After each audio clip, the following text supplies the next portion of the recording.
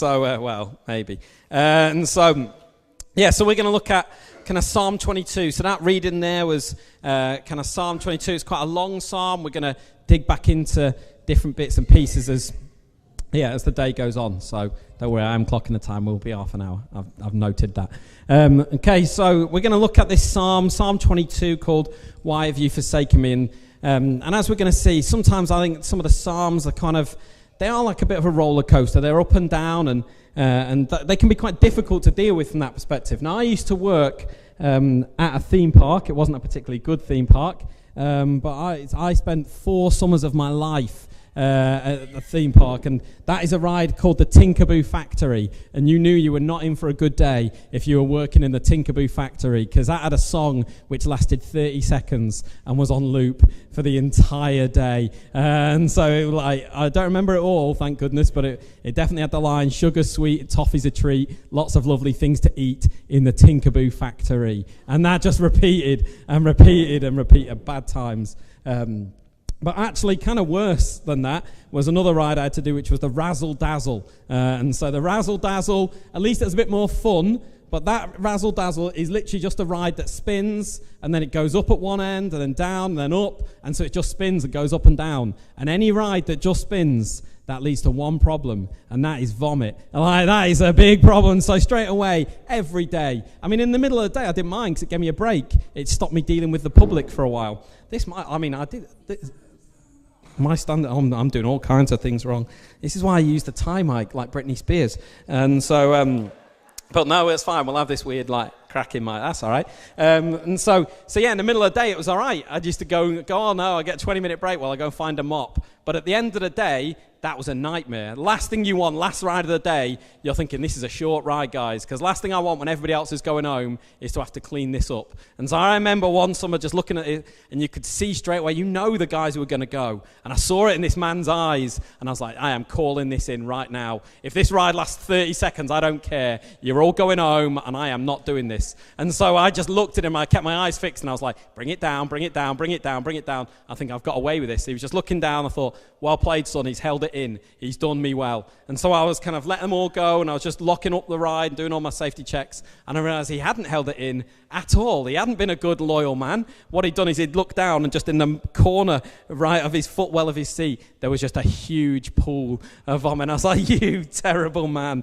At least if it's out there, it's easier. I can just splash water on it. Now I've got to just proper ferret around and get into there. And I know we didn't come here to hear about that, but sometimes you get a mic and it's just free counseling. And so this is my pain.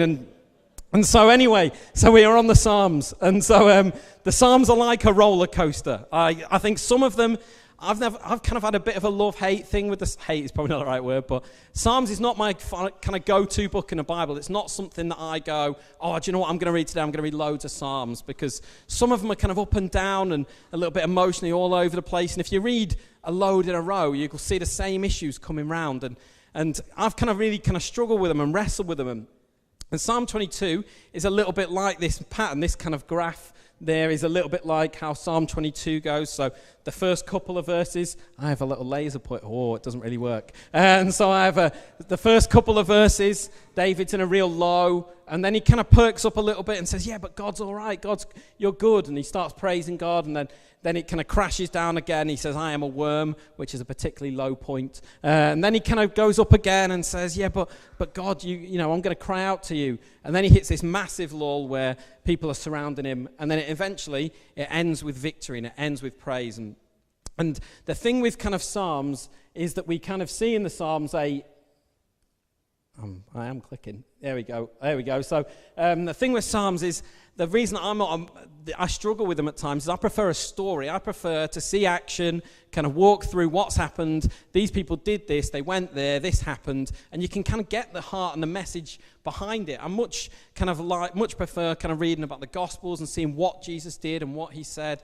But the thing is, with the Psalms, they're like a memoir. They're like, you kind of hear the heart cries of people, and you kind of get behind the story, and you kind of see the heart and the emotions and things behind it. And I've really kind of, this year, tried to kind of understand them a little bit more, and they kind of really helped kind of see not just the outward journey that people go on, but the kind of journey that kind of is inwards and in their heart. And there's a load of books about kind of in Samuel about David and what he did and where he went and what a great king he was.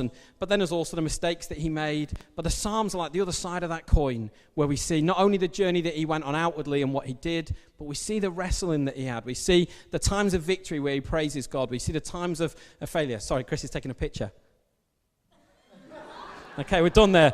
I told you not to do it at a serious moment, Chris, but he didn't. And so it is what it is. Normally they're quite blurry. I was ready for that. And so I am lost, Chris. So we see the other side of David's journey, and sort of songs give us that honesty. They give us that openness. And I'm not a massive kind of music man. I'd much rather kind of read a book or watch a movie, but there is something significant about songs. Like today we sang a song that's like, 30 years old. And some of us will remember singing that song and talking about God in loads of different places. And I have a song that it kind of always comes to my mind. We have this place where we go, me and my friends, a couple of times a year on a retreat, and just in the middle of the country, and it's a place that I've been going probably since I was maybe 14, 15, and we went as a youth group, and I remember on these weekends just really having that weekend away of really trying to focus on God and trying to get my head around life, and I remember there was this one song called like Thank You for Saving Me that I had on my Walkman, on my tape player, because I am an old man. And so I remember just sitting, there's a fence round the back, it's just a fence, but on the back there's a little kind of fence corner there, and I remember there was like a 14, 15-year-old guy just sitting on that fence, looking at the hills and praying, going, God, I don't understand life, but just knowing somehow that he's there with me, and knowing that he had a plan, and knowing that he was guiding me. And even now, when we go there twice a year, I just try and take 5 minutes every time we're there just to go and sit on that fence and just remember what God has done. And I think of the words of that song all the time as I sit there, just this song that tells us about grace and mercy, about this God who's not given up on me, about this God who will not let us go, about this God who puts his hope in unusual places. And songs have that power to do that with us. And so as we look at the Psalms, as we look at this kind of the passage here, they have that ability to get under the skin and to kind of speak into our lives and to kind of really hook onto us in ways that help us draw nearer to God and help us to connect with God in a different way. And we're going to look at 3 elements of this Psalm 22. And the first of these is just the honesty that David shows. And we're going to see in this psalm, it's really kind of fully, you hear the heart's cry of what he's at. You hear the honesty, you hear the emotions in it. And we know that kind of the better stories generally are the stories where we see the kind of rawness, where we see the genuine heart and the struggle and the battle that people go through, and they come through the other side. And they are the more meaningful stories in life, when people deal with stuff and it's difficult, but we see them progress and we see God pull them through. Those are the stories that matter. If I asked you about your favorite book or film, most of us would talk about kind of something where people have gone on a real journey and come through difficult things, because most of the time it's the meaningful stories that count. There would be some exceptions in the room who have poor taste in films. And so I'm just saying, somebody has cried at Beauty and the Beast twice, Callum. Twice. You are a grown man. I mean, and that is fair enough. I mean, I'm a crier, but I save my crying for when I preach. But Callum does it at Beauty and the Beast, and that's all right. He is who he is. But even worse than that, there's a guy in the room whose favourite chain of films is The Fast and the Furious. I mean, Isaac, come on. And so this is, forget reality, forget kind of the honesty of life, forget the raw journey. This film has a torpedo being fired from a nuclear submarine on ice as it's chasing some cars. So that is not a situation that most of us relate to. I realise, a couple of us have been through some weird stuff, but probably not most of us. And obviously, if you have a torpedo chasing you, I would get out of the car and go the other way. Not if you are The Rock. The Rock, they decides, I'm going to get out the car, I am effectively going to water ski on the ice alongside the car, and of course I'm just going to push a torpedo, which weighs about 20 men, I checked, and so I'm just going to push it, and then obviously blow up the bad guys. And it's reality. Of course, that is the life that most of us tend to lead. But it's not the life we see here in David. And we are going to get onto the verses, I promise. And so we're going to see that the kind of more that we let the kind of honesty and rawness of these psalms kind of come into our lives, they will help us to lead more meaningful lives as we stop, as we reflect, as we're honest with God, as we pour out our hearts to God. I believe that will help us lead more meaningful lives than just kind of going through routines and ticking boxes. And so if we look at the first few verses here that David talks about, and they're very raw, they're very difficult verses, and he starts with, my God, why? Why have you forsaken me? Like, why are you so far from me? Why are you far from my cries of anguish? I cry out day by day, but you don't answer. I cry out at night, and I find no rest. And then he kind of, as soon as he says these honest things, it's like kind of, he realizes what he's saying. He's saying, yeah, I'm struggling, God. But then he knows who God is, and he says, but you are enthroned as a holy one. You are the one Israel praises. In you, ancestors put their trust. They trusted, and you delivered them. To you they cried out and were saved. In you they trusted and were not put to shame. And so I think God is not afraid of our honesty. He's just not but there is a good way and a bad way to do honesty. Like, I think sometimes it's important to be real with God. And some of us maybe struggle with that. We don't know how we do that. Maybe we find that hard in prayer or find that hard in writing. And the last thing we are here for as Life Church is to be some kind of weird religious facade where we just pretend everything's fine and we don't ask difficult questions and we just kind of pretend and we just think, I don't even know how to deal with that, so I'm just going to ignore it. That is not going to help deepen our faith. That is not going to help our understanding of God. David is in a bad place. He's in a tough place. And what he does is he says, God, I'm in a tough place. He said, I don't get where you are. And he knows that God is good. He knows that God is who he says he is. But it doesn't mean he doesn't face a tough situation. And he's honest enough to say, God, I don't see you. I don't know where you are. It doesn't mean I don't believe in you. It doesn't mean I'm not there.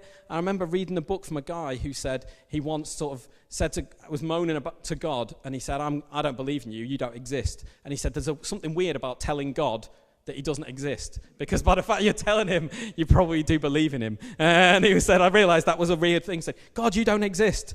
Well, who am I talking to? And then he realized that he thought God did exist, and he quit for about 3 seconds. And but he realized that kind of place of intimacy and honesty with God. And I was talking to Chris a month ago, and sometimes in modern days we miss that element of lament and just crying out to God and saying, God, things are tough.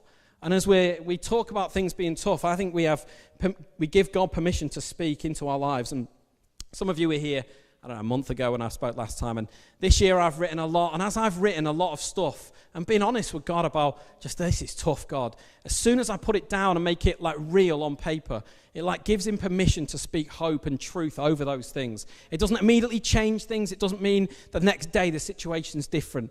But as soon as I'm honest about it, it's like life is breathed into those words. And what I realize is if I believe that life is meaningless and just bottle that up, what I'll do is I'll live a life that's pretty meaningless. I'll just be kind of thinking, there's no point, so what I do has no point. I just get through and so on. But as soon as I wrote down these words this year, God, I feel that life is pointless. As soon as I made that very real, I know life's not pointless. And it gave God permission to speak truth and really deal with some stuff and really pull things through in our heart. And so honesty with God is such a kind of key thing. As we bring that in, it's something that I believe will help us deepen our faith. And like I said, I've done a lot of writing this year. That is the Christian photo of how you should journal and write with God, with a nice coffee made by a good barista in a hipster coffee shop. That is the Christian way. And if you don't do that, then there's something wrong with you. No, that is, but the amount I see that a lot. You follow Christian, I just had a lovely time, and there's nothing wrong with that. That is not how I've been writing this year. I have been writing in cars, outside solicitors' offices, at night, just sat, you write anywhere. It doesn't have to be this wonderful, calm, luxurious, nice space. It just doesn't. I'm currently working in London up and down at the moment, and I'm staying in Shoreditch, which those of you who know London, that's a proper hipster place for cool people and me. And so I'm wandering around all these fashionable people going, all right, hello, I don't want to go in there or there or there or there because you will judge me for how I am. I went to Chelsea this week and sat in a hospitality box again twice in a week thinking, man, I feel like a criminal. Because if they know who I am, they will not welcome me. And so your journaling doesn't have to look like this nice, perfect, quiet kind of thing. It can be that you do it verbally. It can be that you kind of write stuff down. But I prefer writing because I just think, for me, it makes it more real. When I stick stuff down on paper, when I'm honest and put it down there's just something about, it just takes longer. And there's something about slowing down and being still and being steady rather than just plowing through life and driving from place to place. I say a few things to God and I move on. There's something about just stopping, letting everything slow down and pouring out our hearts to him. And so, as well as seeing honesty, we see the trouble in this passage, and we're going to get into, there's loads of verses about the trouble that David faces. It's chaos, there's loads of difficult things, and we know that trouble is one of the it's one of the core things that we all face in life. Like, Jesus don't promise any of us an easy, perfect life. You know, there's a verse that Jesus says, like, in this world you will have trouble. And I realize that there is a second part of that verse. We'll come into it, don't worry. I've deliberately left that out for now. Don't stone me. We're coming to that in my third point. But we kind of know that this life is not promised to be easy. We know it, okay? And so we don't like it when it happens. None of us enjoy difficulty and conflict and trouble. And we don't like it when we see it in stories. Like, again, if you kind of think of, I wouldn't say this is my favourite film, but just to illustrate the point about how we don't like trouble, there is a kids' film called Up. Man, I mean, I say kids' film loosely here. And so I remember watching Up, thinking, oh, this might be all right. And those of you here last time will note that I dressed as a scout and looked a little bit too much like the little boy in Up. And so that costume will be burnt. So, like, Up, you think, oh, it's a nice film. You look at that and you think, oh, it's a man whose house is attached to balloons. Isn't this going to be a wonderful little family adventure? Okay. And then you see, right, oh, look at the sweet old couple. And there's a little story of their life and how they've been in love together. And you think, oh, this is going to be lovely. She's dead? What? And that is not a spoiler. That happens too early. And I'm like, what are you doing, Pixar? You should kill us all. And I'm just like, what is this? My mate watched it with his twin daughters, and he said they were in pieces within a few minutes. He had no clue that was coming. He was like, this is chaos. This is carnage. And so obviously we can be annoyed with Pixar, and rightly so. And we don't like the kind of trouble and the pain, but we know the good stories go through there. We know what it's like to go through difficulties. We know that the best stories, once they hit trouble, they overcome and they come through the other end. And we're going to see this in this Psalm 22, and we're going to see loads of stuff that's difficult. I'm just going to paraphrase it. So David starts by saying, I am a worm. I'm not even a man. I'm just despised. I'm scorned. Everyone's insulting me. They're mocking me. He trusts in the Lord, they say. Let the Lord rescue him. Let the Lord deliver him, since he delights in him. And then he goes and said, but God, I trust you. From birth, I've known you. You have been there. Don't be far from me, because trouble is here and there's no one else to help. But then it goes even further down, and he's really struggling now. And he's saying, I'm surrounded by bulls and lions. I'm poured out like water. My heart has turned to wax. Like, he's in a bad old place. Like, this is a man who feels alone. This is a man who feels scared and trapped. And then he says, my mouth is dry. You lay me in the dust of death. You know, and he's saying all this to God, and he's saying, I just feel like I have got nothing. I am dead. And dogs are surrounding me. Villains are around me. They're piercing my hands and feet. They're gloating over me. They divide up my clothes, and they cast lots for me. And so this guy is right at the bottom of our kind of pit. He's right at the bottom of our graph. This is as kind of low as it gets. And we know that the good stories, they involve this overcoming, and they involve this kind of conflict. And the whole story of Up is better because we've seen the guy go through that journey and we're with him. So when he goes on this adventure, we know the pain that he's been through, and it takes us on that journey with him. But when we're in that place ourselves, it's a different story. You know, it just feels harder. It just feels so much tougher. And if I said to you and you had a friend going through a tough place, your words would be encouraging and telling them they could come through. But when we're in that tough place, somehow the rules, it feels like they don't apply to us. We get fixated with that verse in verse 8 where it says, yeah, but I am a worm. And it says, I can encourage other people to get through this, but me, I'm not so sure about me. I'm not sure I can make it. I'm not sure I can get through this. I'm not sure it's going to be good enough for me. And I sat with a couple of friends in London this week, and they run this kind of volunteer ministry for homeless teenagers in London once a week. And they just kind of, they have a sleepover thing in the church, and they cook them dinner, they have breakfast together. And they were just telling me the kind of stories, and obviously how difficult that can be at times and how much challenge that could be. But as they were telling me the stories, and they were telling me about the kind of organisation that goes into setting it up, you just knew these are the stories that matter. Like, both of these people work in like PR and marketing in big London businesses, get paid a lot of money. And the thing that made them come alive was dealing with homeless teenagers on the streets of London on a Thursday night. And that is crazy in some ways. Like, it makes no sense in the eyes of the world, because the things that should make them come alive are their good jobs with good money, where they can buy they can't buy a nicer house because they live in London, so you can't buy anything. And so but it's all right, they're not listening to this, so they won't see me rubbing that in. But the things that should make them happy are the things that this world would say, it's the money, it's the stuff. And they do like their jobs, but it's not what makes them come alive. What makes them come alive is this kind of chaotic night that they have where it's difficult and it's troublesome, but they just find this meaning. And we don't want to live easy stories. We do want easy stories in some way. When we're in a difficult place, of course, we long for the easy story. We long for the painless thing. I wrote in that book this year, there's something with me saying, look, God, I know I'm going to learn some stuff. I know that you are good enough to pull me through it. I know that maybe there'll be things in my character that come through that wouldn't have come through if I hadn't gone through this. But I said, but I don't want it. I want an easier life. I want an easier story. And as soon as I wrote, I thought, I don't.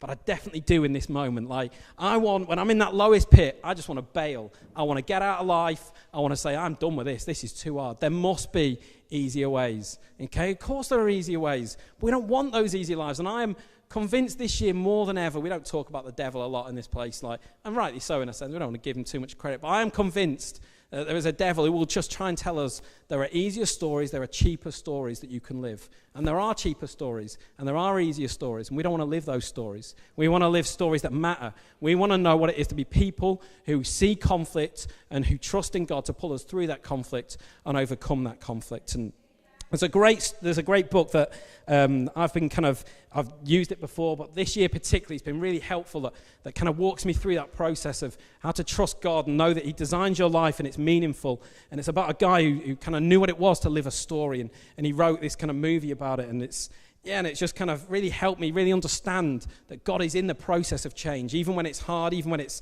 difficult, and we can't afford to get stuck. Back in my theme park, there was this one ride called the Boomerang. That's probably our biggest ride. I realise it's not that impressive, but it was just a theme park near Grimsby. Nothing was impressive. And so the whole point of this ride is that you go up this it pulls you backwards up this, and then it releases you, and you loop the loop, and then you loop 2 loops, and you go up the other long kind of chain there. And then you go down again backwards, and you repeat the process, and that is the ride. And so, which is fine. And so my mate was running this guy called Jeff, and as the carts were being pulled backwards up this slope, he just said to the kids, right, when you come down, raise your hands. And so he did a big thing where he put his hands up and he said, and scream. And so as they dropped it, he did this, raise your hands, but then he smacked the emergency stop button. And it was just the worst. It was hideous. So on that first loop there, the emergency stop kicked in halfway up. Thankfully, it didn't stop upside down, but it locked the carriages to the track. And I don't know, but if you're at the front of that carriage halfway up and you are almost vertical, just looking straight up, and they had to wait an hour for the fire brigade to come. That is grim. And Jeff did not operate that ride again. And so imagine the chaos. But so often in these kind of tough times here, we just kind of think, I'm stuck. We kind of think, how do I get out of it? And it's just like we're locked in and we can't get out of it and we can't break it. And it's easier to just kind of think, well, this is, I guess, my life now. And so, which takes us to the final point. And the final point of the psalm is about overcoming them. If we look at a couple of verses, there's about 10 verses on this, but I'm just going to pick out a couple. Firstly, David cries out and says, do not be far from me. You're my strength. You're my deliverer. Deliver me from the sword, from the dogs. Will you rescue me? And then at the end it says, all the ends of the earth, they will remember and turn to the Lord. The families of the nations will bow before him, because dominion belongs to the Lord. And then right at the end, he says, all the rich will worship. They will kneel before him. And then the final bit really is that future generations will be told. They will proclaim his righteousness, declaring to a people unborn that he has done it. And so the thing with this kind of overcoming is it can just feel so foreign. It can feel like this unreachable goal, and we can believe in it for other stories, and we can believe in it for other people, and we see it in the movies that we watch and the stories that we read. And we know that is a process that can happen and will happen to other people. And the thing with this story is that the story that we see here is that David, this Psalm 22 is not David's story. It's not our story. This is a story that Jesus takes ownership of. And in Matthew 27, when Jesus is on the cross, it says about 3 p.m, Jesus cries out in a loud voice, Eloi, Eloi, lama sabachthani, which means, my God, why have you forsaken me? And I think as a kid, I guess I like grown up in church forever. I kind of always thought this was a moment where Jesus was like, oh man, where's God? And like he's just separated from God.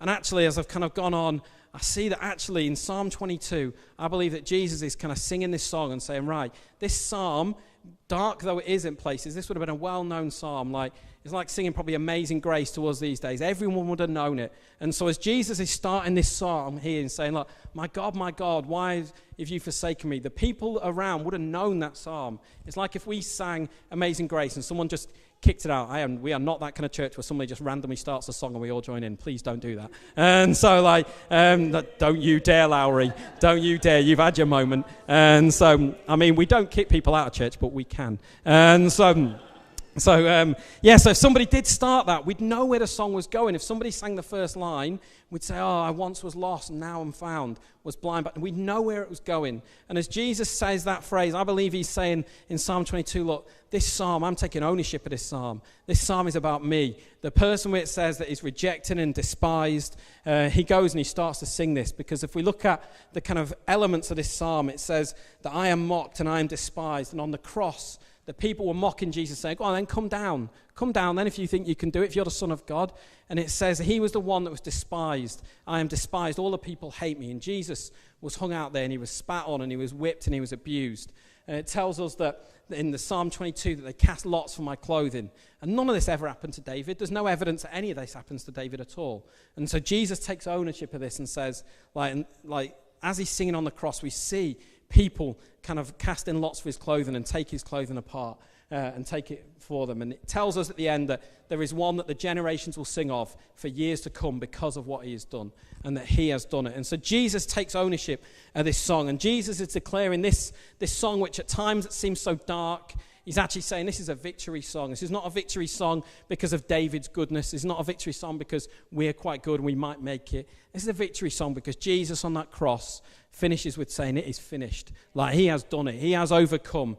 And so as we kind of carry the name Christian, as we kind of walk around with that, the honor of that name, what we will see is that we have this privilege because of what Jesus did, because on that cross, he knew I am the one who would be despised. I am the one that they will hate. I am the one that will be abandoned, but I know what I'm doing it for. And I know that people will tell this story for generations and generations because of what I have done, because that cross will not hold me, that grave will not keep me down, because I know that I am going to come and I'm going to beat death and I am going to have my people and they will be called my people forever. And in that verse that I deliberately skipped over before, it said in John 16 where Jesus says, in this world you will have trouble.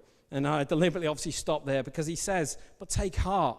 I have overcome the world. And on the cross we see that as Jesus is there saying like, it is finished. As he sings there and says, look, I'm going to sing this song of victory over the people so that people will know that I am the one who is to come, that I am the one who has brought victory. We know that in this Jesus we know a man who overcomes the world. And I don't know what situations people face. I don't know. I think for some of us we might not overcome some of the difficulties sometimes we see. I look at the disciples and kind of Paul, and a lot of them were martyred. A lot of them maybe died in prison or whatever, and we stand on the shoulders of a lot of martyrs who've given their life for that faith. So I can't tell you that everything this side of heaven is just going to work out nice and easy, and we're going to get away from it, and then we'll just have a nice easy run in a home, and we'll die old, etc. That's not the story I see in the Bible. It's not the followers of Jesus. It didn't happen. But what I do see is that one day we will get to heaven, and there's going to be a wedding, and there's going to be a feast, and somehow me and you, we are going to get invited. And we are going to get invited because of the victory story